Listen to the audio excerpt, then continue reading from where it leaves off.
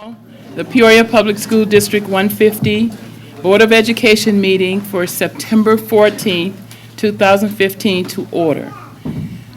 Would you please call the roll? Mrs. Hoskett? Here. Mrs. Jackson? Here. Mrs. Brookmeyer? Here. Mr. Adler? Here. Mrs. Butler? Mr. Floyd? Here. Mrs. Ross? Here. Please join me for the Pledge of Allegiance. I Pledge allegiance to the flag of the United States of America and to the republic for which it stands, one nation, under God, indivisible, with liberty and justice for all. Thank you.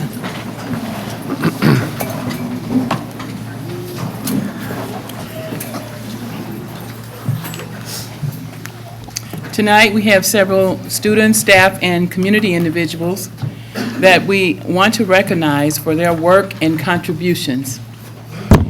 We will begin with the 2015 Peoria Public Library Summer Reading Program winners. Mr. Copeland will recognize the winning schools for the Summer Reading Program, followed by Ms. Susan Gobine, recognizing our other winners and participants. Mr. Copeland? Good evening, Mrs. Ross, members of the board. There's a switch there. There we go.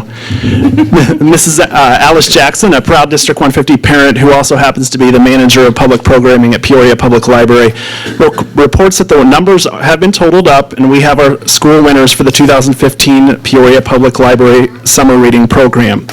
Summer reading at Peoria Public Library is fun for all ages. Each year, participants must agree to read at least 3 hours per week and sign in each week at the branch where they are participating. By reading 6 of the 7 books, they earn a party pass to a fabulous party at the Riverfront Museum and become eligible for many other wonderful prizes. This year, the program started on Sunday, June 7th, and lasted through Saturday, July 25th. Participants were invited to attend the summer school party on Tuesday, July 28th. This year's school winners were, for elementary school, Charter Oak, with 43 students participating, utilizing 5 of the library's branches. Middle school was Washington Gifted, with 21 students participating, utilizing 5 of the library's branches. And the high school winner was Manual Academy, 21 students participating, utilizing 2 of the library's branches. The library is has already set up a time to recognize the groups of students at each school. They've went in and taken their picture and have created a summer reading poster for each of those winners. But tonight we wanted to recognize them publicly from this meeting.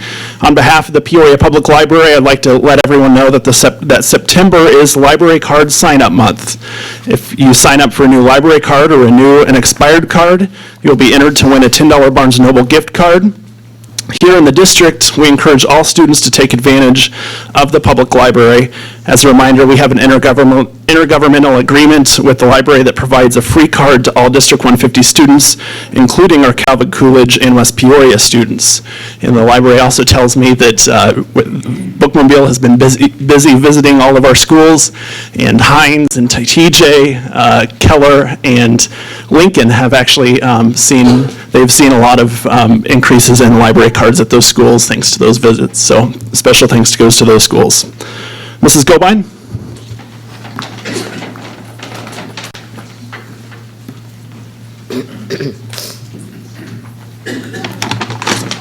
All right. Dr. Karat, Board of Education, and members of the audience. We've got 2 great recognitions for math students this evening. Last spring, first off, the Peoria Public Schools Foundation recognized 13 of our District 150 7th grade girls for their excellence in mathematics through the Deirdre Purcell Collins Math Award. Carol Ann Purcell established the Deirdre Purcell Collins Math Award in memory of her daughter, Deirdre Purcell Collins, a Bradley University alum and a former former high school and college mathematics instructor. Mrs. Purcell is passionate about supporting young women with math abilities like her daughter, and she encourages these students to continue the math studies because math knowledge opens so many doors. The recipients received an ICC College for Kids scholarship along with a lunch card, which is a value of over $225 per student. The girls who received this award display a high aptitude for math by earning top scores at their respective schools on standardized tests and displaying exemplary classroom performance. Every District 150 school that enrolls 7th graders selects 2 high-achieving girls to apply for the scholarship. And I'd like to recognize Cindy Moore. She's president of the Peoria Public Schools Foundation, who in part is supporting this award. And so the winners from last spring are Haley Nelson Miller from Von Steuben Middle School. And if you're here coming up, and you can have some pencils, yay. Najaya Bailey from Sterling Middle School. Congratulations. Giselle Ochoa, Harrison Community Learning Center. Aurelie Gomez from Harrison Community Learning Center. Rachel Swikert from Lindbergh Middle School. Michaela Marisol from Lindbergh Middle School. Kate Urich from Calvin Coolidge Middle School.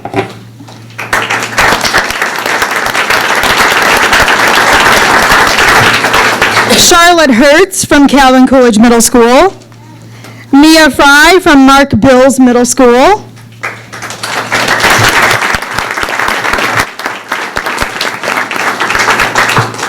Chloe Shaner from Mark Bills Middle School. Rosentali Leone from Roosevelt Magnet K-8. Taylor Anderson, also from Roosevelt Magnet. And Danya Brown from Rolling Acres Middle School. Congratulations, girls.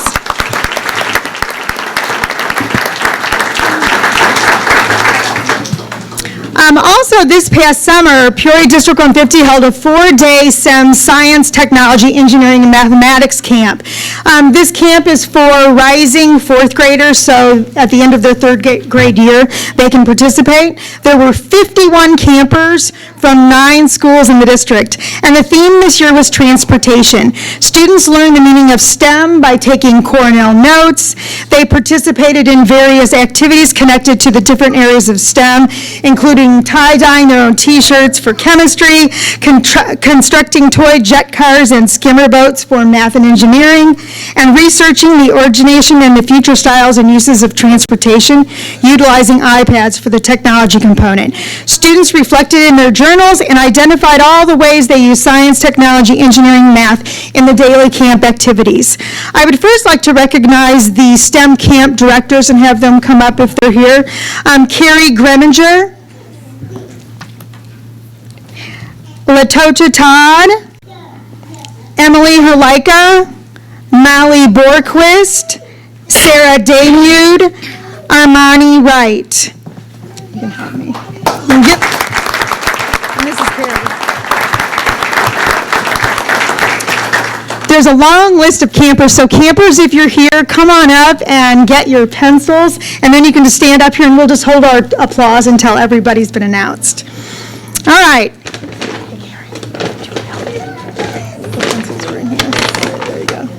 You're welcome. All right, from Franklin Primary School, Hector Adame, Letitia Arias Cruz, Kevin Donnelly, Amir Grant, Montrell Wright, Catherine Dubicki, Miguel Perez, Ernie Ochoa, Quincy Maxwell, and Isaiah Marshall. So let's hear it for the Franklin participants.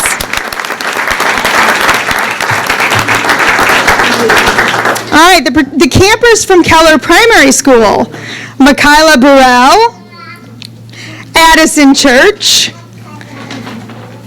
Jack Oakford, Kenneth McConnell Lewis, Nanya Reddy, Ezreal Lee, and Dylan Kerrigan. Let's hear it for the Keller campers. And campers from Thomas Jefferson, Joy Nicole Pineda, Diamond Ward, Yvonne Hatchett, Sear Luton, Lamia Thomas, and Jude Rack. Thomas Jefferson campers. Tree Wind campers, Logan Baker and Anna Shawn Smith. All right. Lincoln K-8 campers, Jameer Mitchell, Deshaun Richardson, Ryan Crowder, and Charles Watkins.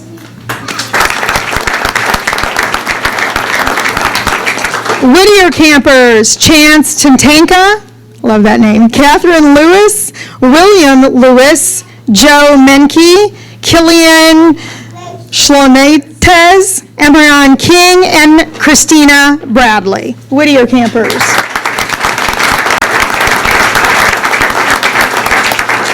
And the Hines campers, Rania Lee, London Smith, and Eric Bolden Jr.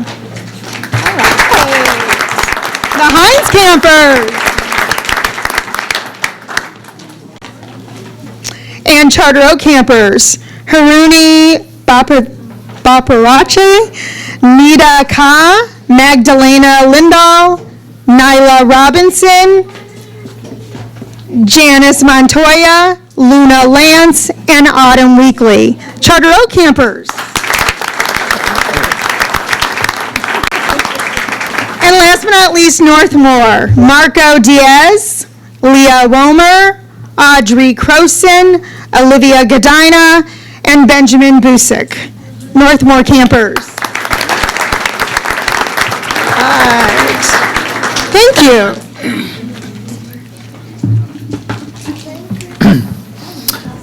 So it's my pleasure to recognize Nate Heath, the Richwoods High School custodian. At the start of the school year, Dr. Carrot received a friendly note from Peoria Notre Dame Principal Randy Simmons. Mr. Simmons was writing to recognize Richwoods High School custodian Nate Heath. After reading the note, she immediately agreed that this employee should receive recognition because his actions set an example for the students we educate. Nathaniel Heath is being recognized tonight for what Mr. Simmons calls his quiet heroism. Late this summer, Nate was cleaning and preparing the Richwoods football stadium ticket booth for the upcoming season where he found $500. Nate helped to ensure its return to the rightful owner, Peoria Notre Dame. Mr. Simmons wrote to Dr. Crott and Ms. Clark that it should make both of you so proud to have such an honest and caring individual in your organization. As a district, we want to personally thank Nate for being an employee of integrity and setting an example for the students by doing the right thing. By returning your finding to Peoria Notre Dame, you exhibited our organization's values of excellence, respect, integrity, collaboration, communication, and accountability.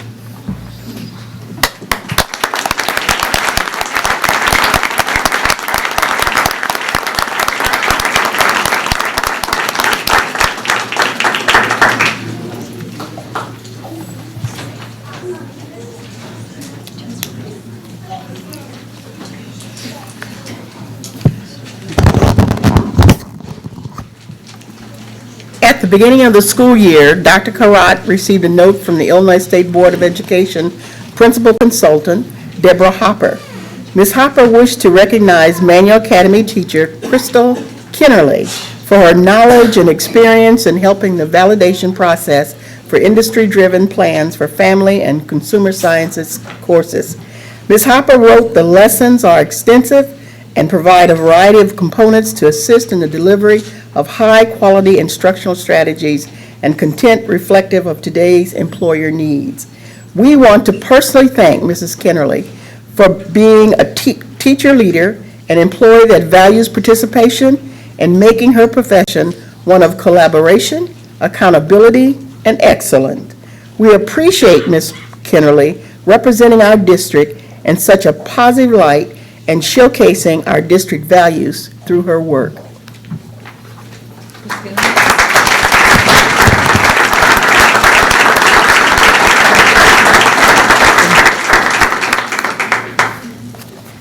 I hired her.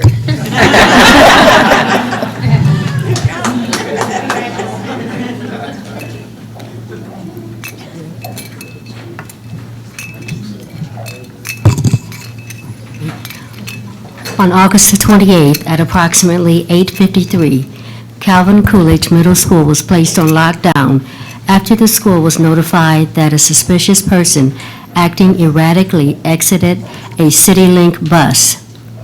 CityLink driver and operator Yokita Johnson showed concern for the students and staff of Calvin Coolidge Middle School and acted quickly to notify local law enforcement about the rider that had just exited her bus.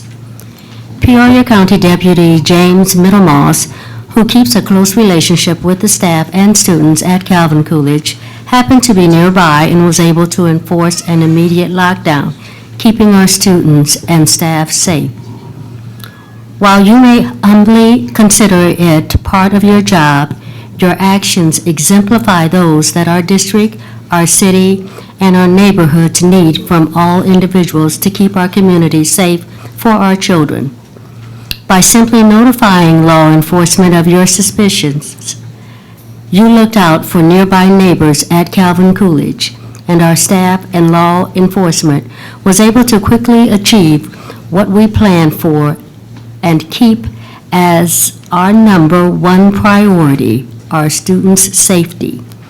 Deputy Middlemoss, we also recognize your quick action and concern and appreciate the relationship you have built with Calvin Coolidge, and thank you for your continued support.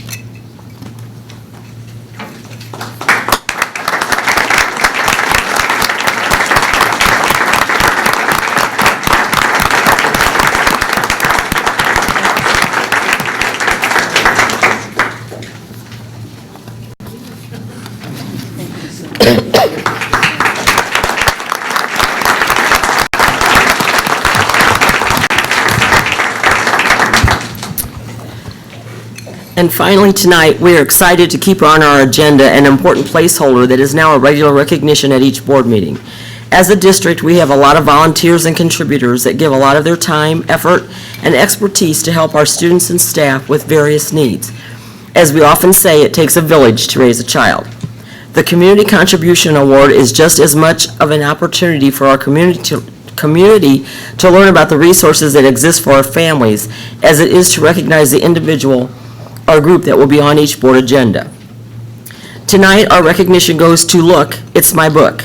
Janet Roth is the executive director and founder of this organization. Janet started the program in 2008 with one school, and last year it grew to include all 14 primary schools in our district, providing each student with a free book every month to take home and begin their own personal library. Last year, the organization celebrated providing 120,000 books that have been given to students in Peoria School District 150 in grades kindergarten through 4th. Thanks to Look, It's My Book, our students will have a collection of 30 books by the time they leave 4th grade. I'd like to invite Janet to the podium to speak about Look, It's My Book and the services it offers to our students and to our community.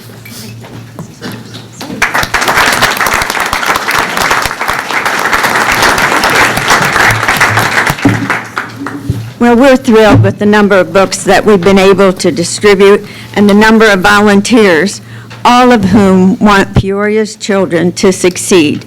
But it's the individual children that really touch our hearts. It's the child who said, I had no books, you don't know what this means to me. But we do know. We know they're much more likely to read and to succeed, much more likely to continue their education, to get a job, and to become a productive member of the community. We know the story of the bilingual little boy who could not read, but he got to pick a book, and he really wanted to learn to read that book, and he did. And now he's reading, and he's making A's and B's, and he's loving, not dreading, school. He even helped us put the labels in the books, which is where the children write their names. And we do it with a great book buying committee composed of former teachers, of a reading specialist, a scientist, an artist. We have literacy partnerships with Scholastic, Books for School, and First Book. So we get our books at about 80% off. And we have volunteers who do multiple fundraising efforts to get the money to buy our books. We have our stackers and packers who pack up the books and reshelve the extras at our free warehouse that's donated by First Federated Church. And we have our volunteers who take the books to the schools and help the children pick their books.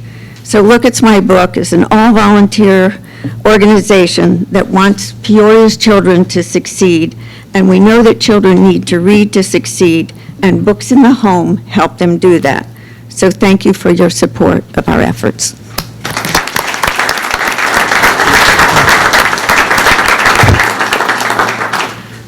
On behalf of the Board of Education, Dr. Crott has given a token of our appreciation for what you do for the students and families of our district. We appreciate your monthly gift to our students and your encouragement for them to read. Thank you very much.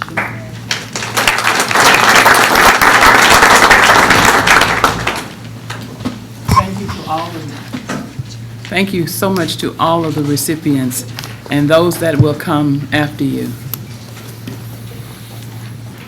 Are there any announcements? Yes, I have one.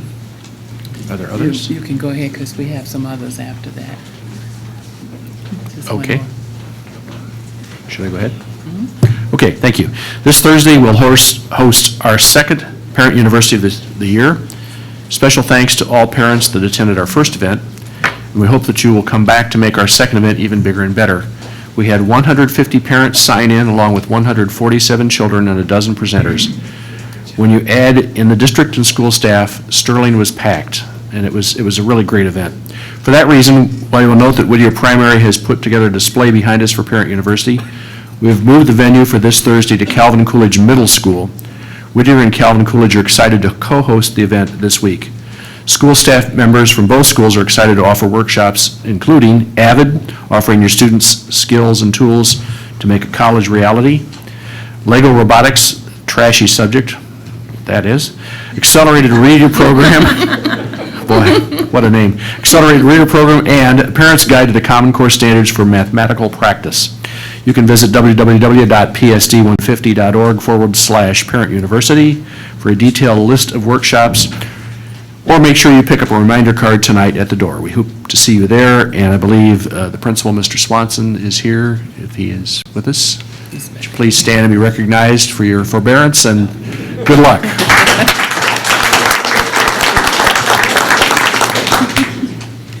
Thank you. Other announcements will include short presentations from the principals. Ms. Johnson, would you please do the introduction? Good evening, Ms. Ross, Dr. Crott. It is my honor to introduce the high school principals for Peoria Public Schools. This year, each of them have 4 goals. They share those goals, and they look forward tonight to talking to you about them in order to move our high schools from good to great. That's our new logo, and we're loving that. We have Mr. Brett Elliott from Peoria High. If you'll stand up. Miss Heather Young from Manual Academy.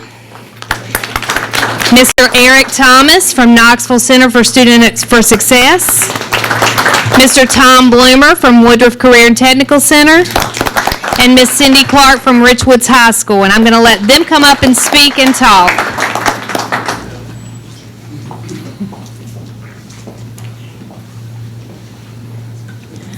Good evening. Good evening. One of the goals that the high schools have is to reduce discipline referrals and out-of-school suspensions.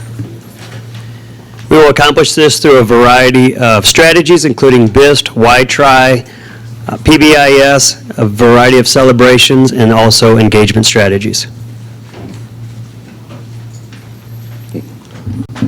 Good evening. Another goal is for each high school to raise attendance. At the Knoxville Center, we will do this by posting attendance data throughout the building.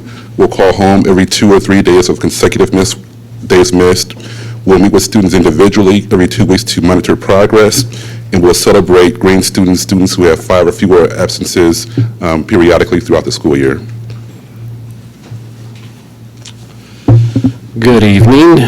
I'm here to represent the high schools in the ELA, the language arts area. The high schools will continue to show growth in student achievement through the implementation of the Balanced Literacy Framework. This framework includes interactive read-alouds, word study, shared reading, writing instruction, guided reading, differentiated small grouping, self-selected reading. And then the major interventions in the high school and the ELA areas are credit recovery and strategic reading. Ms. Clark. Good evening. I was chosen for math, and I'm not quite sure why, but we'll be improving the NWA scores and growing every child. So that's what our goal is when a child walks in, that we grow them. Some of the things that we do include the double dose math, Compass Learning, website linked to Khan Academy, and other resources that could help them. We also have tutoring after school. Our IB students tutor our students as part of their program in the IB, and I also tutor on the side for free. So that way we'll be growing our students. Thank you.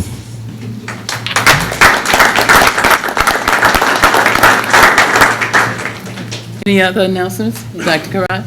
Yeah, I wanted to, administrators, thank you for coming out, and an essential piece of moving a district and buildings forward is effective leadership and effective leaders, and I have a lot of confidence in you, and I'm sure that we're going to see some significant improvement. So thank you, and thanks for being focused on making a difference for our kids and families in our city. You're appreciated. Thank you. And just a quick announcement. A couple of weeks ago, some individuals came out to a board meeting and talked about a teacher, Miss Rumba. You remember that? The coordinator at Tree Winds in school. Her title is coordinator at Tree Winds in school resource room. And I just wanted to give you a quick update. As of Friday, Mrs. Rumba was rehired with the help of grant dollars and private donations to cover first semester. And it is our hope that Title I will, Title I carryover dollars will fund her position second semester. So Mrs. Rumba plays an important role at Tree Wind, and we are really excited to help her as an employee through the family core position. So she sent a couple of emails out. I have been communicating with her back and forth, and she's very, very excited. And actually, she has been volunteering her time even if she was released. So just an update. She's back at work.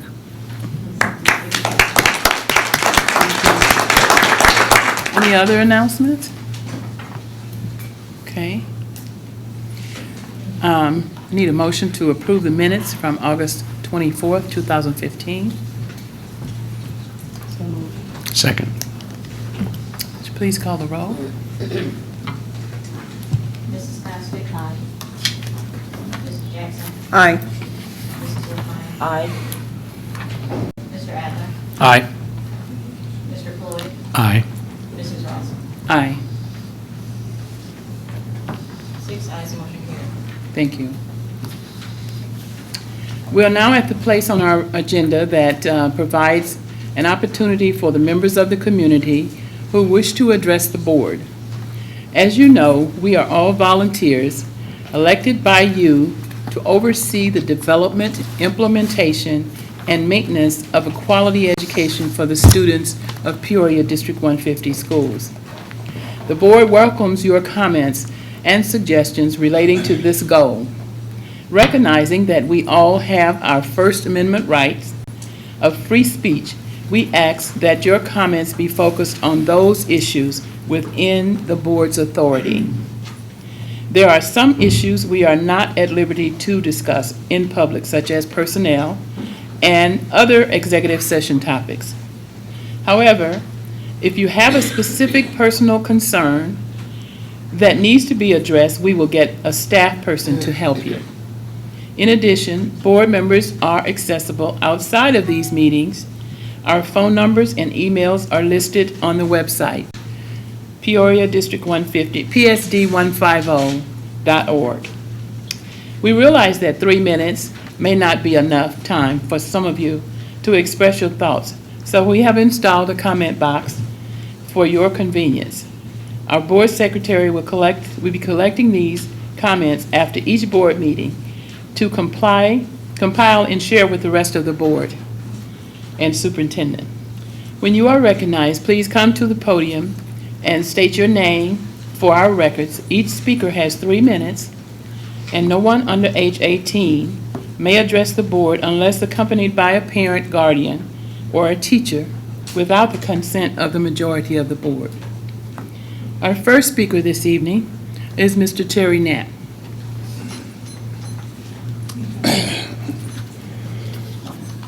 Yes, I'm here to ask some questions about the Quest Academy, and I noticed that they weren't even included in your presentation tonight. I mean, are they a 150 school or are they not a 150 school, is my first question. My second question is, if you remember 5 years ago, a couple of board members, well, 4 board members actually, a couple are no longer here, voted to remove Woodruff as a high school because we didn't have enough students. There were not enough students for 4 high schools. Now we have 4 high schools. We have 1 high school that's not following the rules as far as replacing students who move to another school with current students on the waiting list. I read a thing in the paper this summer that said they weren't going to do that because the kids on the waiting list weren't prepared to go on to Quest. My question is, as an educator of 38 years, how do you present a curriculum to less than 50 seniors, a quality curriculum for college? I've yet to understand that. First of all, they're allowed to have teachers that aren't even qualified or certified. Up to a third, I believe, of their teachers don't have to be qualified or certified. They find themselves, arguably, Pekin is facing a lawsuit right now on Title IX. They've had a basketball team for boys for 2 years, no basketball team for the girls, but I've been assured the next year they're going to have a basketball team for girls because they're going to, yet again, co-op with Peoria Heights. So we're going to send yet more of our dollars to Peoria Heights to pay the coaches and pay the busing over, back and forth, our taxpayer dollars to move them to a school that's not even in our district, when we have 3 high schools that are viable enough to hold those athletes, and surely Manual needs some athletes, as well as they should be returned to their own centers. Obviously, the busing of those students from all over the district is craziness, the time they spend on the bus, and then they spend another half-hour longer day, and then they're bused to practice, and then they're bused, I guess, back to the home school and then go home.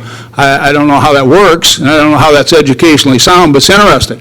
The Woodruff students, on the other hand, in the north end, there were 900 students at Woodruff, 200 seniors, where Quest only has 50, and I think Woodruff was presenting a better curriculum to its seniors, surely, than was Quest. And I'm just anxious to have a report given here by the Quest people how they do this magnificent college preparation for 50 students with many teachers who are not even qualified or certified. They don't allow their teachers to unionize, so they... The time is up. Would you please get a buzzer or something? Did you hear it? I don't hear anything. Okay, sorry about that. That's no problem. We appreciate your comments. Thank you. Ms. Sharon Cruz?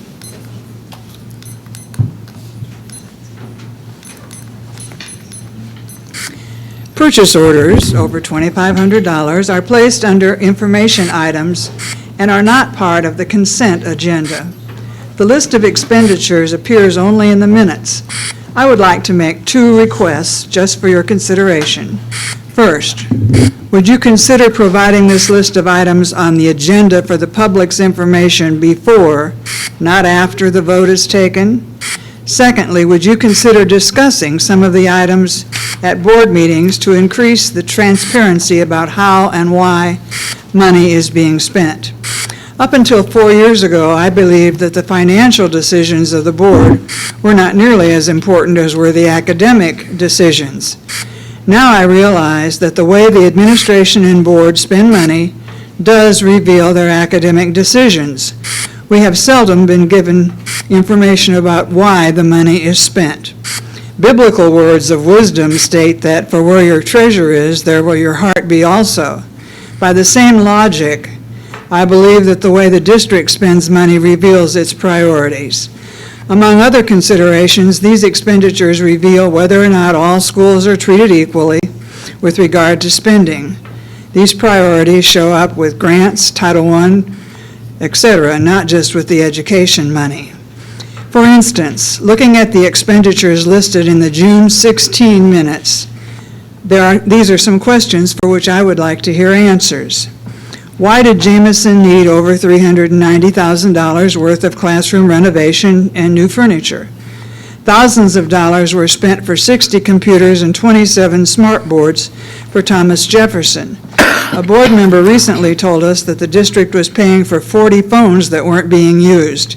Did anyone check to see if there are smart boards and computers that aren't being utilized? Board members did enlighten us as to why $220,000 was spent on a Microsoft upgrade, and after the fact, questions were raised about the need for this upgrade at this time. $39,000 was spent at Franklin for food service equipment. Over $200,000 was spent last year on kitchen equipment at other schools, where to my knowledge no lunches are prepared. I have asked this question before, I'm still waiting for an answer. The public has not been told why the temporary buildings were moved from Lindbergh to Thomas Jefferson. Was there an enrollment drop at Lindbergh? Why? Also, the public was not told about the renovation of the DLC or the cost. In the past, P-card expenditures definitely revealed much about inequities in spending in the district. Soon, all questions about the past will be history, and we can continue moving forward. Thank you. Thank you, Ms. Booth.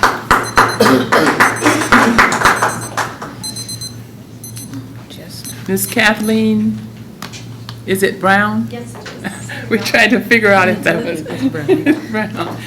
Hello. Dr. Kraft and members of the board, thank you for this opportunity to share. One of the primary missions of the University of Illinois Extension is to bring land-grant research knowledge to our communities. And we have an opportunity this year during the academic school year to bring a graduate student in the Department of Urban and Regional Planning to work with the school district in creating a safe route to school and play. And one of the primary activities as part of her project will be to develop a plan that will provide a framework for establishing safe routes to learn and play, to identify resources that will support implementation of the program, and to develop design guidelines and illustrations.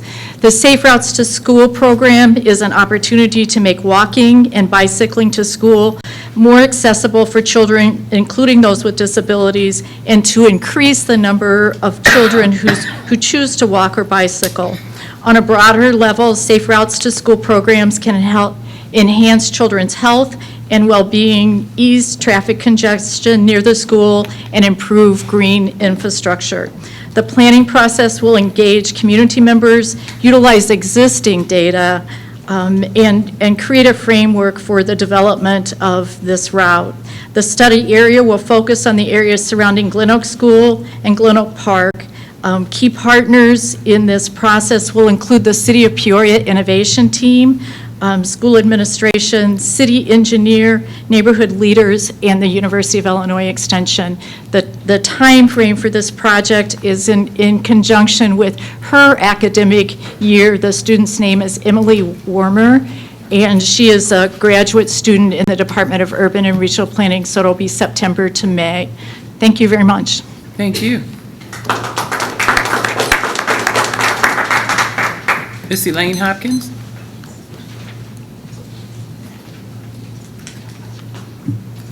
Hello.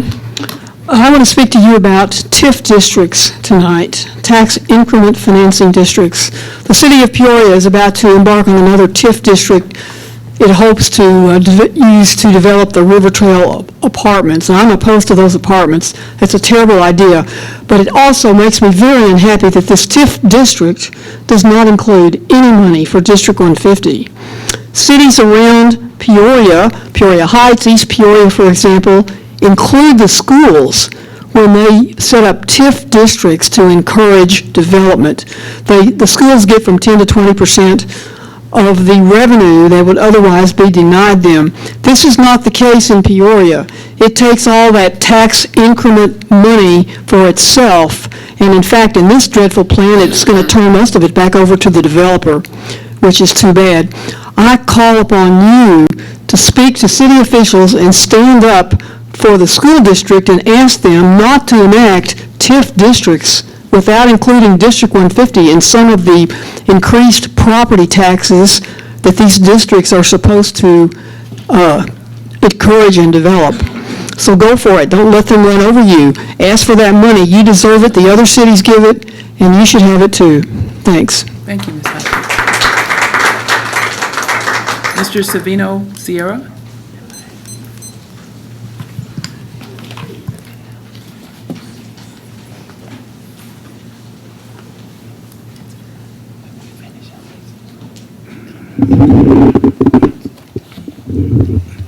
Savino Sierra, 1708 South Stanley. I still believe that you knock this off about the 3 minutes and come back to the 5 minutes we used to have. And because a lot of times there's some things that we'd like to bring out and you cut us off short. So I hope you'll remember that and do what's right. Also, I'd like to compliment our superintendent because she speaks clear and not rattles off right away what she's trying to say. You can really understand her real good, and so keep on doing that. Also, one of the most important things in education is you have to have discipline before you're going to get anything done. And this we have to improve. I'm always on that, you know, and some of you people up there don't do nothing about it. Also,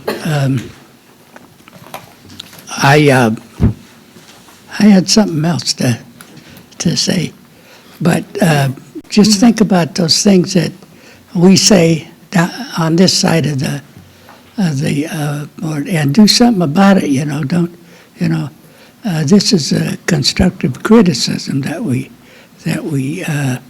say, and also the complaint I have is that some of our citizens and parents of the school district wish that they had the calendars out already, and so let's.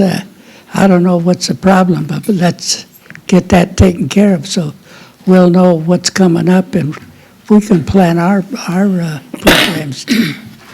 And that's all for now, but I'll get back to you.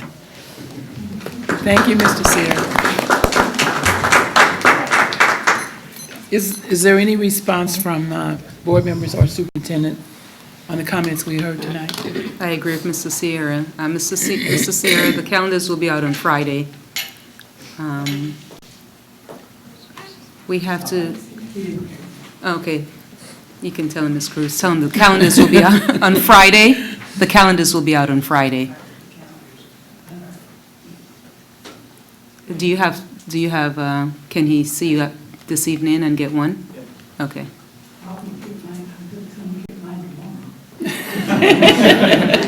You can get yours tonight. Any other comments from board members? I would, but No. go ahead. Madam President, I was been concerned about the TIF districts. I hope this board will get out front on that. We need to really make sure that the school district does not get any takeaway money in TIF districts. So I'm hoping that we can get out front on that with the city, so that we can make sure that we're not left out when it comes to TIF districts. Thank you. If I could follow up on that, it was about 2 years ago I spoke to the city council on that issue when the downtown conservation district was being proposed. And as a result of that, we issued a joint news release with the city that said we would cooperate with the city and they would cooperate with us in terms of how the funds from that TIF district were to be distributed. So that has yet to be determined based on when that project is launched and what the dollar value of it is, number one. Number two is that under the TIF law, if you have a project that increases the burden on the school system in terms of the number of students, the schools have a rightful claim to some portion of that fund to use for that purpose. And number three is we've been meeting from time to time. We meet every month with the city officials who have some influence on this, and that has been a subject of discussion over a number of meetings. Not the only subject, but we have talked about it. I am very aware of that, and I think that it's something that we need to be very vigilant about because, frankly, it is a huge amount of money that's at stake, and we have gotten the short end of the stick in many of these relationships with TIF districts over a long period of time, and that needs to be changed. As regarding another topic, purchase orders, I think the new purchasing policy that we're pursuing and trying to get prepared for the board to approve at our next meeting will address the transparency issue on a number of these items, and I think that that might alleviate some of those concerns. So from that standpoint, I think there's two issues there that we can look forward to some improvement on. Any other comments from board members in response to the audience? Ms. Downs. I just want to make a comment about the opportunity to partner with the graduate student from U of I. The city's in the process of considering a complete streets policy, and which would encompass bike routes and walking paths. And I think we all recognize both as the district struggles to get its finances well aligned, that busing is certainly a cost, and also that some discipline problems are, created by that temporary situation our students are in being transported from home to school. So I think having more options is a good thing, and we should definitely pursue that partnership. Thank you. And I want to just say it's important that you bring that information to us because, I'm kind of naive and I didn't realize that outlying areas were actually partnering with their cities and school districts were getting part of that money. So thank you for bringing that information. And we have met with the University of Illinois team and the city, and so we're collaborating with them regarding the Safe School, Safe Route project. So we're really excited about that. And then just Mr. Knapp's, one of the questions he asked is Quest a District 150 school, and it is a charter school, so they're autonomous. And the other item is, do we have someone from Illinois State Board of Education here to give a tag presentation? I think we did. Good evening. Good evening. And my name is Sandra Quassa, and I'm actually from the Illinois Association of School Boards, which is IASB. We do work with ISB, but we're actually a separate not-for-profit private cooperation. And basically, 99% of the school districts here in Illinois are part of our association. Welcome. Welcome. Thank you so much for allowing me to address the board and superintendent this evening. What I just basically want to talk about is the TAG program. You do have some packets that have been distributed. Thank you very much, Daphne. And if you could follow along with me, and we can get through this pretty expeditiously. First of all, what is TAG? What is TAG? Targeting Achievement Through Governance. And this is a grant-funded program from the Illinois Association of School Boards, but it's also made possible from the Illinois State Board of Education. So we're all kind of working together. And through the TAG program, IASB will provide services to you, and this is the key, at no cost. Training services, and it's all about addressing the board's role in student achievement. I heard several mentions of student achievement today, and that's basically what the program is about. It's a comprehensive services, including in-district workshops, so I or someone else from the association will be coming and delivering the services to you in district. There's training opportunities and coaching opportunities as well, and it's all about improving local school governance and support of quality public education. On the kind of, I guess this is a buff colored sheet, it talks about some of the training opportunities, and you will see a list of suggested training programs. Now, the great thing about this is, and I talked a little bit to the superintendent, to your board president, is even though you see a suggested curricula, guess what? We can do whatever makes sense for you to do. So, for instance, if your board is interested in learning how to analyze data to make good decisions, then we will start off with some of the data training that we do have available to you. We think it's very important that everyone knows, all board members use the Illinois report card, because that's what your community is using as well. And it's very important also to do a self-evaluation. So we tend to suggest that you start the program with some kind of self-evaluation, and we also end to see where there's progress, where you can evaluate how you as a board are functioning and working together. So that's phase one right here of the components. The green sheet basically just says that this is the time commitment that we're talking about. Typically, we try to meet once every other month so that we can get through the program in from 12 to 18-month period.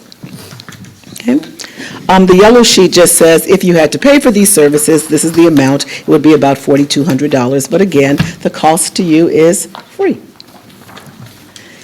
And then the blue sheet at the very back says, if you're interested in the program, basically we ask that you just sign, the board president as well as the superintendent will sign this particular sheet, and they will just say that we commit to the time commitment. It's basically what we ask of you.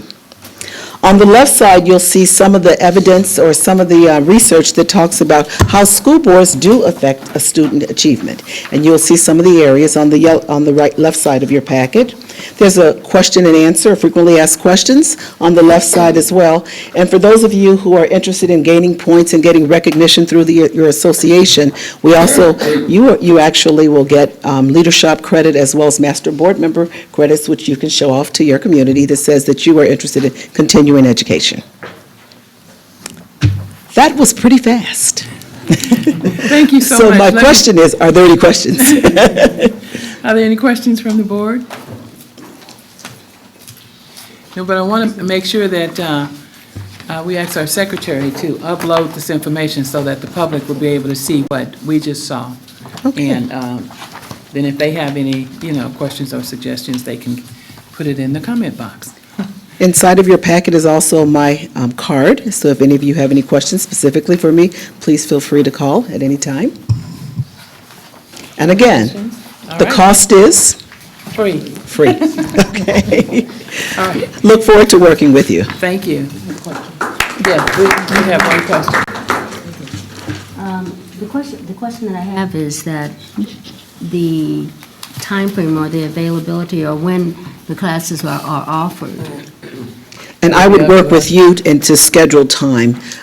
We typically don't want to tag it on to a board meeting because most of you are pretty tired after a board meeting. So any time that is available for the majority of the board, that's the time that I would make available to you. So you would come here and do it? Absolutely. For us? It's in district, yes.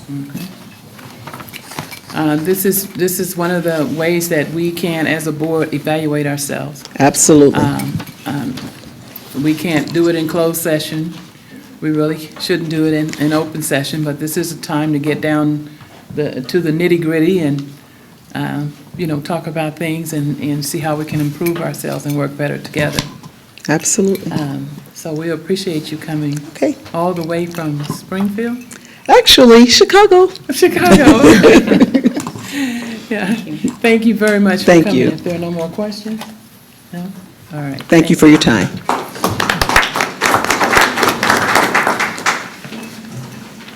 Okay.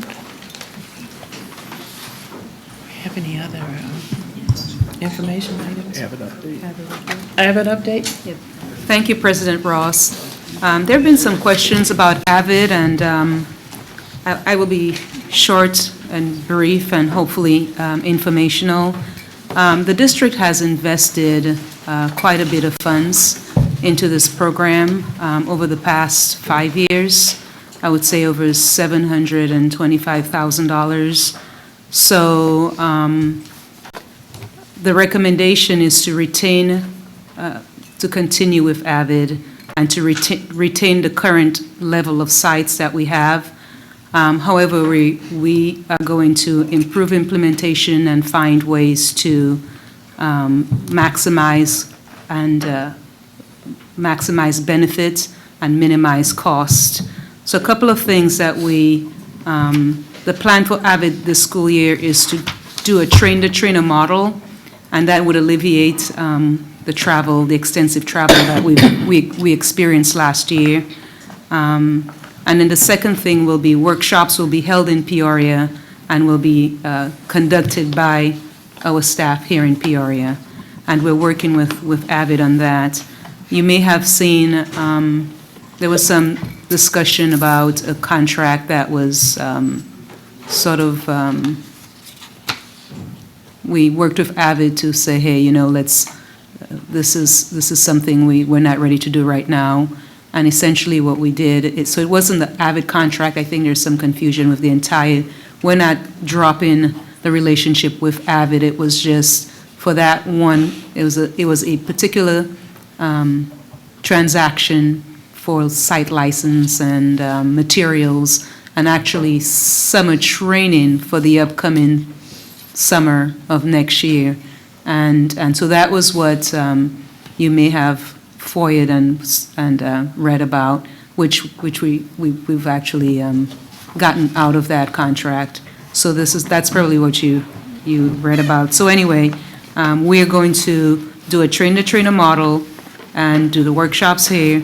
There are 12 buildings that are currently implementing AVID. It's being implemented very well. And AVID, it stands for its AVID, Advancement via Individual Determination. And it was established 30 years ago. It's impacting about 80,000 kids in 44 states and 16 countries and/or territory. And the whole idea of AVID is to close the gap, the achievement gap, by preparing students for college readiness and success in the global society. So the philosophy is aligned with our philosophy as a district also. So AVID is again in 11 schools, and what I have for the board, I provided a grid, each building by building, and we asked the buildings to answer, how is AVID implemented in your schools? And please also estimate the percentage of your building that's implementing AVID. And like Franklin, for example, at the elementary level, it's building-wide. So everybody, and they have what they call WICOR strategies, WICOR, and there's a focus on writing, on inquiry, on communication, on organization, and on reading. And there's specific AVID strategies that's infused classroom after classroom after classroom. There is a field trip component where kids are taken to colleges and universities, and so this is. But the buildings are doing a very nice job. They have building-wide binders. Keller, for example, about 95% of Keller is implementing AVID. We're implementing organization, writing, and inquiry strategies at all grade levels. So time and time again, those were some of the responses. At the high school level, they actually have a period that's designated.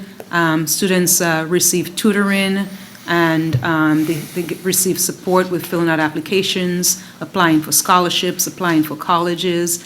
And at the high school level, they actually attract individuals who have potential, but untapped potential. They might be C students that could, with encouragement and support, take those rigorous classes. So that's the general idea.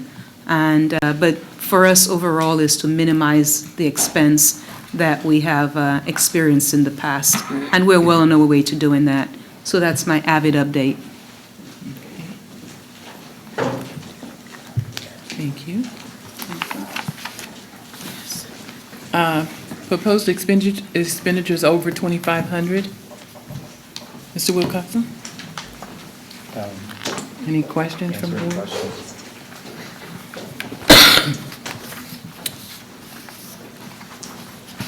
Seeing none, questions for Mr. Wilcox? Report of request under the Freedom of Information Act and the status of such. Dr. Garrett?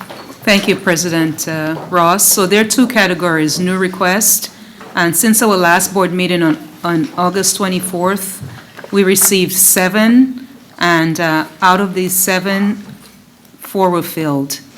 And then the category 2 is pending. There was one pending request noted on the August 24th board meeting report, and this request was filled.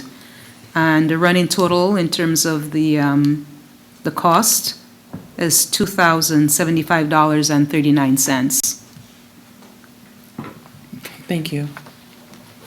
Mr. Cloyd, would you like to do the consent agenda? Yes, President Ross, I will do that. Item number 1, gifts to the school district. This meeting, a total of $27,818, and year-to-date, $32,768. Proposed action is that the following donations be accepted and letters of appreciation sent to the donors. School supplies from Bob and Billy Voss, a donation of $100 from Mr. and Mrs. John Swanson for school supplies, another $100 contribution by Sandra Bieris, a donut reward card by Casey's General Store for $230, band instruments valued at $250 by Mr. and Mrs.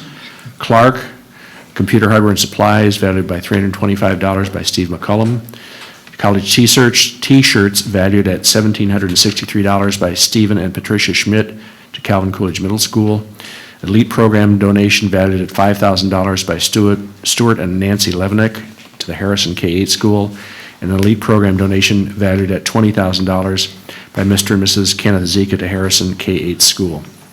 Item number 2, payment of bills. Item number 3, the Human Resources Report. The proposed action is the appointment, employment, compensation, performance, resignation, retirement, or discharge of an employee. Item number 4, payment for travel. Item number 5, approval of an amended intergovernmental agreement with the City of Peoria for the sale of the adult education Old Washington facility located at 839 West Moss, extending the term of the agreement, including marketing and notice dates, until December 31st, 2015. The proposed action is that the Board of Education approves the extension until December 31st, 2015 of the intergovernmental agreement for the transfer of real estate between the Board of Education of Peoria School District Number 150 and the City of Peoria, originally dated March 24, 2014, and extended on January 12, 2015.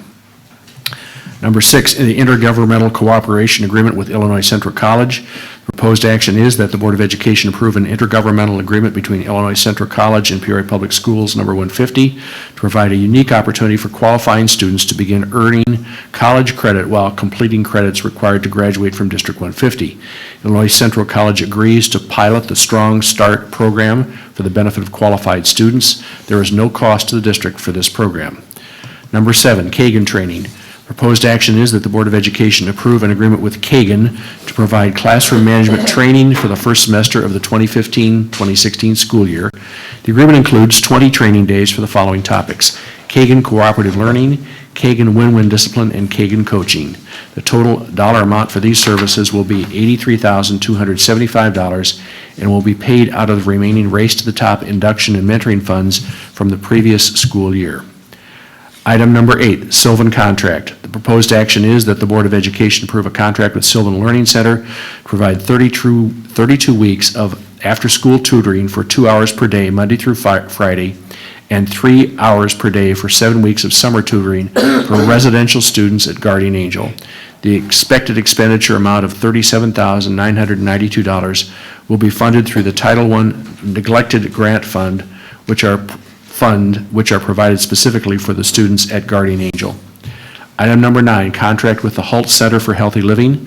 The proposed action is that the Board of Education approve the contract between Peoria Public Schools District 150 and the Hult Center for Healthy Living for programs provided to our students in the amount of $55,000 for the 2015-2016 school year. Number 10, formal employment agreement with Academic Instructional Officer Dr. Jerry Bell. Proposed action is that the Board of Education of the City of Peoria, School District 150, approve the attached administrator's employment contract with Dr. Jerry Bell at an annual salary of $115,000 plus benefits, that the agreement govern the employment relationship between District 150 and Dr. Jerry Bell for the 2015-2016 school year, and that the agreement be retroactive to August 11, 2015. Item number 11, a formal employment agreement with Academic Instructional Officer Angela Stockman. The proposed action is that the Board of Education of the City of Peoria, School District 150, approve the attached administrator's employment contract as amended with Angela Stockman at an annual salary of $115,000 plus benefits, that the agreement govern the employment relationship between District 150 and Angela Stockman for the 2015-2016 school year, that the agreement be retroactive to July 21, 2015. Number 12, formal employment agreement with Chief Curriculum and Instructional Officer. Proposed action is that the Board of Education of the City of Peoria, School District 150, approve the attached administrator's employment contract with Susan Gerzanich at the Gerznich, my apologies, at an annual salary of $121,000 plus benefits, that the agreement govern the employment relationship between District 150 and the aforementioned person for the 2015-2016 school year. You won't get me on that again. And that the agreement be retroactive to August 17th, 2015. And that completes the consent agenda, Madam President. Thank you so much. Ms. G. Are there any action items the board member wish to remove for separate vote? Or I'd like to pull item 8 for further, wait a minute. ICC. Item 6. Item 6? For further clarification, please. Okay. And item 3. Item 3. Anyone else? Could I get a motion to, a motion for all items except 6 and 3? So moved. Second. Would you please call the roll? Oh, is there any discussion on those remaining items? Any of Yes. the remaining items? Could we just clarify item number 5 about the agreement with the city for the sale? I know that they're contemplating having a buyer for that, but we had to extend this agreement. Mr. Wilcoxon? Yes, they have, the city actually has approved the sale of that piece of property to a local businessman. Our current agreement that was dated in January expired the end of July, so that needs to be extended through the end of the year to give us time to complete that sale. Okay, thank you. Other questions? I have another one on another issue, but go ahead. You got to vote. Any items other than 3 and 6? Yeah. Questions, comments? You have some? Yes, on the Silvan contract, I looked at the documentation that was provided, and I mentioned this to Dr. Karat earlier, and I understand this is a difficult assignment to provide improved reading performance for students, but it appears to me that over the past 2 years, the results have deteriorated, and it looks like if we have the same number of hours we had last year, we're paying about $140 an hour for this instruction, and I don't know if we have any other alternatives or if this is the best alternative we have, and I'm not proposing we don't approve it, but this certainly isn't a track record that makes me excited about the results, and maybe there's an explanation for that, and I'm not asking you for that right at this moment. So I agree. I've noticed it also. We've had a long-standing relationship with them, and so I'll have a conversation with Silvan. It is for 11 boys in a residential home, so we'll have to take a look, and I'll work with Carla, have a discussion with her about it. okay, thank you. You're welcome. Okay. Is that it? Yeah, I guess so. Please call the roll on those items other than 6 and 3. Mrs. Costick? Aye. Mrs. Jackson? Aye. Mrs. Wolfmeyer? Aye. Mr. Adler? Aye. Mr. Floyd? Aye. Mrs. Ross? Aye. 6 ayes, motion carried. Item 3. Madam I need a Chair. Motion and a second. I will recuse myself from this, from item 3, from voting. Okay, so okay. So I need a motion and a second. I move that we accept item number 3, the Human Resources Report. Second. Okay. Any discussion? Any other discussion? Would you call the roll, please? Mrs. Costick? Aye. Mrs. Jackson? Abstain. Mrs. Wolfmeyer? Aye. Mr. Adler? Aye. Mr. Gloyd?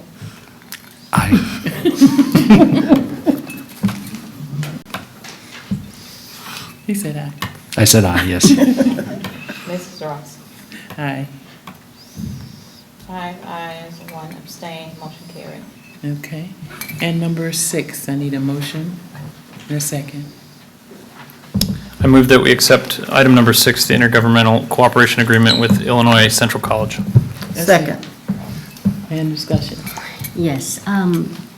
Okay, in reading it, I understand that there is no cost to the district. My question would be, is there any cost to the student? And secondly, the classes with ICC, are they being taught in our schools, or does the student have to go over to ICC? Thirdly, is that are students earning the 3 credit hours as if they were in full-time enrollment of ICC? Thank you, Ms. Costick. Great questions. So yes, it's a dual credit situation, so they would earn credit on both sides, at the high school and also at the college. And secondly, this is an opportunity for individuals who are our gifted students, or what we call our green students or blue students. And the hope is to have some high school students also graduate with an associate degree. And we know about 77% of our kids are low income, so it wouldn't cost anything to the low income students at all. So that's a unique opportunity, and would provide an opportunity for our kids. So it would not cost. There would be no cost to students who are eligible. And the other question has to do with whether or not those courses are available at the building, and it would be courses that are not available at the high school. Where the courses are being taught at ICC? Mm-hmm. Okay. And it's similar to a relationship that we read about at Washington High School. Okay. So it's kind of an enrichment opportunity for kids who are motivated and would like to challenge themselves. So then there would be, the opportunity does exist for a student graduating from 12th grade to also earn an associate's degree at the same time? Long-term, because we might pilot it second semester, but it would be full-blown for the upcoming school year, for the 15-16 school year. 16-17 school year. Okay. So do you have any idea what the criteria is on income for a student to not have to pay? Because it sounds like ICC is not just going to waive the fees. Do we know what Yes. criteria they're going to use? Free and reduced. That's what we discussed. Free and reduced lunch. Is that based on the districts. CCAP program? The criteria that we use as a district. Okay. So there are going to be some students who maybe want to take it, but their circumstances, even though there's a high enough income that they don't qualify, they aren't going to be able to take it because they can't pay for themselves. If they do not fall under that category, Right. free and reduced, Right. then they would have to pick up the cost. Right. Or not take the class. Or not take the class. I just, I don't know. When the last time I was at a conference, what I was told is, and this got nothing to do with you, it's with ICC. ICC is the only community college in this state that does not waive the fees for their dual credit classes. And I understand that they are going to do it for the low-income students, but I guess, I don't know. I don't understand why they're the only community college in the state that will not waive those fees for dual credit. Would you like us to get back to the table and see if we could? No, because I think we've been trying to do that for quite some time, and this is a big step. And it'll give some, but realizing there are a lot of families out there who are not going to meet that income level, but they still don't have, I don't even know how much it costs, $400, $500, $600 for a class.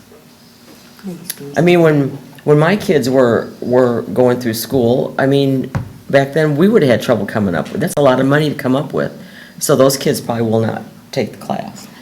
Are there scholarships? I was just thinking, Cindy Morris was here earlier, the foundation. We could explore that avenue also. I think it's a great idea, because we surely want, I think as a district, we would do everything we Well, this is a can to work pilot. with our families. It's just being creative and innovative, but I do understand that side, and I think we could put our heads together. And this is a big step, because It is. before, It is. they wouldn't talk, about it at all. So this is a big step forward, but I think we need to keep talking about it and see what we can come up with. Okay, Mr. Cole. Could the Peoria Promise Scholarship Fund take care of some of that? As far as the dual is great concerned, they're still in high school. So Well, I think all that, I think we can open communication. I think that's just a question that needs to be asked. It seems to me that the people who are going to pursue that are highly motivated. Oh, and there's a problem with Peoria Promise because we have District 150 schools that are in the city of Peoria, and they do not pay for those kids to get Peoria Promise.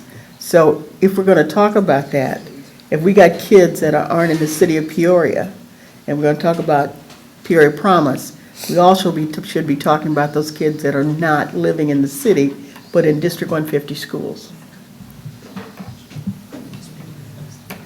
Because that can impact them too. Unless they are paying tuition, they would. Well, West- kids West in Peoria. West Peoria, they don't qualify for Peoria Promise. Oh, you're saying, so it's not District 150 schools, and that's something. Wasn't They that do go to changed? District though? 150 They schools. changed. Did they change it? Yes, ma'am. Yeah, I think they So they're changed it. included. I thought they still had it. I think they changed Yeah, it. There was they something, just changed some big it. change they made, I know. Yeah. Thank you, Well, Ms. Johnson. I know that's what we've been talking. I wasn't aware of that, but we probably should make sure, because I had not heard that. I also think. Any other questions on this particular action item? Comments, questions? So I would, And I think I don't know if they pay for it. I would ask Ms. Wolfmeyer, I'm sorry, do you feel that this is enough to not pursue this? Or No, I just? do not. Okay. No, I just wanted to ask those questions. No, this is a big step forward. Okay. No, I intend to support this. All right. Okay. And I'll work on those other Yeah. pieces, Ms. No, Wolfmeyer. this is a huge step I think forward. we can come up with something. Yeah. Okay. Okay. We have a motion and a second. Would you call the roll, please? Mrs. Costick? Aye. Mrs. Jackson? Aye. Mrs. Wolfmeyer? Aye. Mr. Adler? Aye. Mr. Cloy? Aye. Mrs. Ross? Aye. 6 ayes, motion carried. Okay. We've come to the deliberation agenda, revocation of expulsions held in abeyance. I'm sorry. Well, this would, who is going to read? Okay, then it's as amended. Okay, would you, Ms. Costick? The proposed action is that the revocation of expulsions held in abeyance listed on the report dated September 14th, 2015, be approved as amended. Second.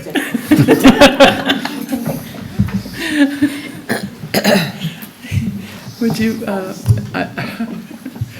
there any discussions? Would you please call the roll? Mrs. Costick? Aye. Mrs. Jackson? Aye. Mrs. Wolfmeyer? Aye. Mr. Adler? Aye. Mr. Floyd? Aye. Mrs. Ross? Aye. 6 ayes, motion carries. Thank you. Presentation and suggestions by board members. Are there any presentations or suggestions? Mr. Cloyd? If no one else does, I have two items. Okay. One of them is, and I had some communication with Dr. Karat about this. We had a heat schedule the other day, and something on the order of 40 to 45% of our building square footage is air conditioned. And we have buildings in some cases that are completely air conditioned. And it just seems to me that if we have a building that's completely air conditioned, it doesn't make much sense to have a heat schedule. And I know there's a transportation issue and there's some other logistics, but if we follow that to its logical conclusion, we will never be off heat schedules until we have 100% of our buildings air conditioned, which probably is going to be a long, long time from now, unless a miracle happens. So my thought would be, can we develop a strategy and the logistics to say that if you have a school that is fully air conditioned, that you do not get heat schedules, you stick to your regular programs, and those that are not air conditioned, you have a heat schedule. I don't see why that can't be done. So, and I would be interested in hearing other comments on that. One thing I would throw out is that you're always going to have people say, why do my children have to go to school when those don't? But beyond that, you've got parents who could very easily have some kids in an air-conditioned building and some kids not. And, I mean, I'm just throwing that out there. I don't know, it probably shouldn't make a difference, but I think it could. I think you need to think that. And I just think logistically, transportation and everything else, it's easier to put the whole district on a heat schedule. I mean, you could, because otherwise you could say when it snows that only those who have to come from a certain, or that the kids who are bused have to come, but the kids who walk don't. Right. It's the same type of thing, to me. Well, let's turn that around. If we have one building where the boiler fails, do we send everybody else home because that school's closed? No, but that's not affecting everybody. This is affecting many buildings. I understand that, but. I mean, that's just my 2 cents. And I understand it's not an easy thing to deal with, but what it's saying in effect is, we will never get past heat schedules unless we either change our calendar so that we don't have heat days in late August, early September, or we find some other alternative, or we find some way to miraculously find $40 million to air condition the rest of our school buildings. So. And the other thing is, okay, so those kids who have air conditioning have to go to school, and the ones who, then you're going to have an inequitable amount of instruction going on. Well. Those are just things I think it's opening up a can of worms we probably don't need to open. That's just my 2 cents. Okay, well, I brought it up. I would totally agree with Ms. Wolfmeyer. I think that we put parents with a problem because they could have a kid in one school and others. So I just don't see how we can just say we'll do the ones that don't have air conditioning and have the other kids with air conditioning stay. I think we ought to have it uniform. And when we go on the heat schedule, all schools are on heat schedules. Okay, well, I just raised the issue because I had a couple people bring it up to me too, and it just seemed a little bit odd. So with that in mind, thank you for your forbearance on that issue. Mr. Adler, you have something? Mr. Cloyd, I will share your frustration, but I guess I tend to apply my frustration more towards the fact that the fluctuations in the weather have been known for, I'm sure, many centuries, and yet we don't have modern HVAC to support our schools. So I would challenge the Buildings Committee to be aggressive about an action plan to facilitate modern HVAC in a way that opens up our classrooms for, I guess, unimpacted education district-wide. And I think until we put an aggressive plan against that, we might as well just write it off as never, because it's a big amount of money, and the only way to get after it is to get after it. And there are organizations that do that type of work from an entire energy conservation standpoint, where it becomes, in effect, self-financing because you pay for it out of the savings and energy costs.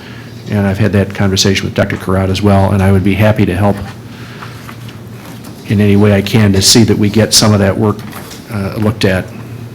So, okay, that was my item number one. Okay. I can make a comment? Can I make a comment? Certainly. So two things. I can ask the Director of Transportation to run the routes, and see if in fact it's feasible. Does that make sense? Well, if you have such an objection from a parental standpoint, maybe it doesn't make sense to even pursue that. Okay. Then the other thing is, I have an upcoming meeting with a couple of individuals from the community that are interested in assisting with generating some ideas about air conditioning in all buildings. So I will keep the building committee informed. Yeah. That's, it seems like there might be some prospects regarding the dollars, the $40 million that's needed, but we'll see. So I just wanted to share that. And the point of this, too, is that the real financial benefit to this is getting much more efficient heating Right. facilities in our buildings, because Right. that's where the real energy dollars are Right. spent. And if you fix those all at once in the building, you fix the heat and the air conditioning, and you get the whole HVAC system, as Mr. Adler suggests, up to speed, and then you've really improved things, and you've improved the educational environment in the buildings as well. Let's keep talking then. Yeah. And- I heard the other day in Chicago, a classroom that has open windows, basically 10% of the instruction is not heard by the students in the room. So there's a huge educational payoff for getting the windows closed and getting good HVAC systems in the schools. Okay, that was my item number one. Thank you for your forbearance on that. Item number two, and I know that we're in the process of doing the fall NWEA testing. And I've been seeing emails from our much put upon IT organization because the organization that runs NWEA has been subject to repeated distributed denial of service attacks, which have made it very difficult, if not impossible, for schools in either the entire state of Illinois or the Midwest to conduct NWEA testing. And I did a little work on this, and it seems like Pearson, who runs NWEA, has had these problems earlier in the year, once in April and then again in May. Those were instances in Minnesota. And they've also had situations, I believe, in Kansas where it was so bad that the Kansas Board of Education decided not to provide any information on their state report cards because of the distributed denial of service attacks. And it seems to me that Pearson and NWEA testing have not got any clue as to how to make their system secure. And I realize that a distributed denial of service attack is not something that is just done by one person with a computer. It's done with people who have the ability to harness a network and basically overload a system. Somebody doesn't like NWEA and somebody doesn't like Pearson, and they are attacking them with cyber attacks.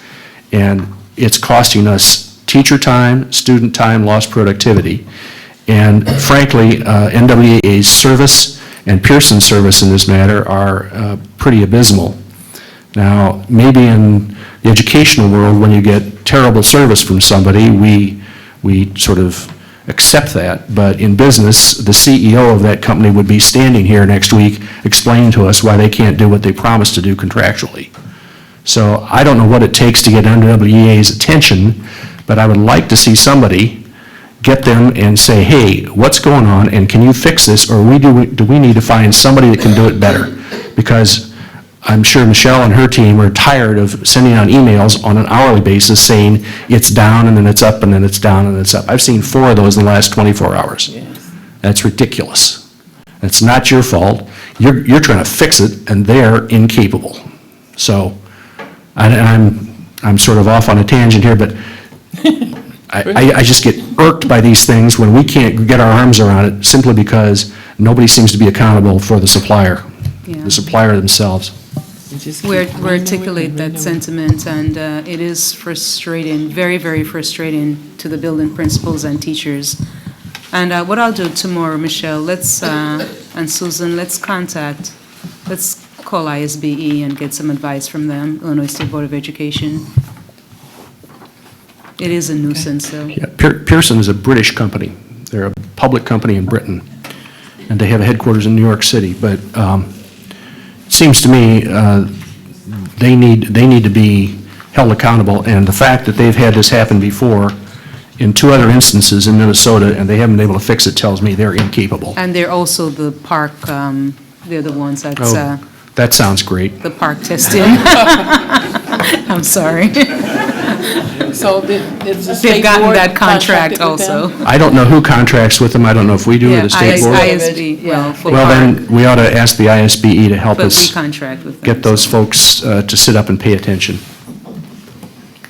Thank you for my opportunity to say that. Anytime. We appreciate you. Any other presentations and suggestions by board members?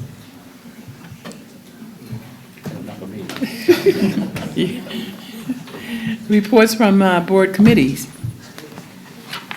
Ms. Jackson, you all have a committee meeting coming up? We have not had a committee meeting. You have one coming up, I believe, did Miss Reverend Butler leave? She left October 8th. October the 8th? Yes, ma'am. At what time? 5 p.m. And then that's going to be here? So the Parent-Teacher Advisory Committee will be meeting October the 8th at 5 p.m. here. And I think she said the main topic would be the Senate Bill 100. Right. All right. Okay. Any other Madam President, we are trying to schedule another policy committee meeting before the next board meeting so we can bring the purchasing policy in its final form to the board. And I know that Reverend Butler asked us to look at Senate Bill 100 and its implications, and we need to understand a little bit more about what that represents and the policies it might impact. Any other committee meetings? No? None? Seeing none? Have a motion to adjourn? Second. I don't think you have to call the roll. Thank you.